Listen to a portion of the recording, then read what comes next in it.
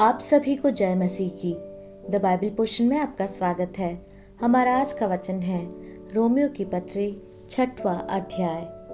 तो हम क्या कहें? क्या हम पाप करते रहे कि अनुग्रह बहुत हो? कदापि नहीं। हम जब पाप के लिए मर गए तो फिर आगे को उसमें कैसे जीवन बिताएं?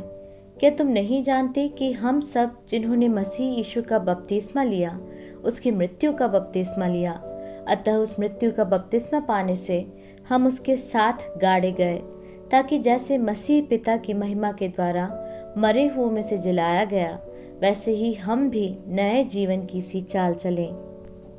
क्योंकि यदि हम उसकी मृत्यु की समानता में उसके साथ जुट गए हैं, तो निश्चय उसके जी उठने की समानता में भी जुट जाएंगे।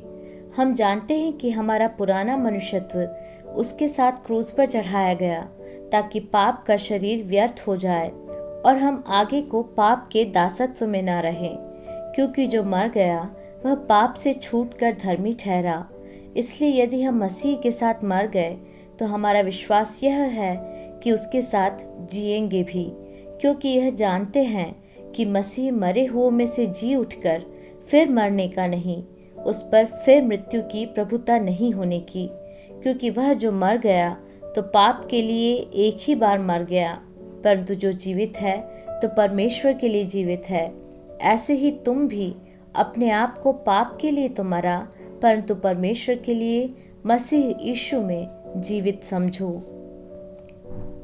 इसलिए पाप तुम्हारे नश्वर शरीर में राज्य न करे कि तुम उसकी लालसाओं के अधीन रहो, और न अपने अंगों को अधर्म के हथियार होने के लिए पाप को सौंपो, पर अपने आप को मरे हुओं में से जी उठा हुआ जानकर परमेश्वर को सौंपो, और अपने अंगों को धर्म के हथियार होने के लिए परमेश्वर को सौंपो। तब तुम पर पाप की प्रभुता न होगी, क्योंकि तुम व्यवस्था के अधीन नहीं वरन अनुग्रह के अधीन हो। तो क्या हुआ? क्या हम इसलिए पाप करें कि हम व्यवस्था के अधीन नहीं वरन अनुग्रह के अधीन हैं? कदापि नहीं। क्या तुम नहीं जानते कि जिसकी आज्ञा मानने के लिए तुम अपने आप को दासों के समान सौंप देते हो, उसी के दास हो, चाहे पाप के जिसका अंत मृत्यु है, चाहे अनाज्ञाकारिता के जिसका अंत धार्मिकता है। परंतु परमेश्वर का धन्यवाद हो कि तुम जो पाप के दास थे, अब मन से उस उपदेश के मानने वाले हो गए जिसके सांचे में ढाले गए थे, और पाप से छुड़ाए जाकर धर्म के दास हो गए। मैं तुम्हारी शारीरिक दुर्बलता के कारण मनुष्यों की रीति पर कहता हूँ, जैसे तुमने अपने अंगों को कुकर्म करने के लिए अशुद्धता और कुकर्म के दास करके सौंपा था, वैसे ही अब अपने अंगों को पवित्रता के लिए धर्म के दास करके सौंप दो। जब तुम पाप के दास थे तो धर्म की ओर से स्वतंत्र थे, अतः जिन बातों से अब तुम लज्जित होते हो, उनसे उस समय तुम क्या फल पाते थे, क्योंकि उनका अंत तो मृत्यु है।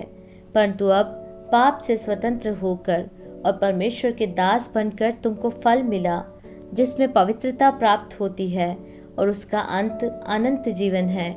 क्योंकि पाप की मजदूरी तो मृत्यु है, परंतु परमेश्वर का वरदान हमारे प्रभु मसीह यीशु में अनंत जीवन है।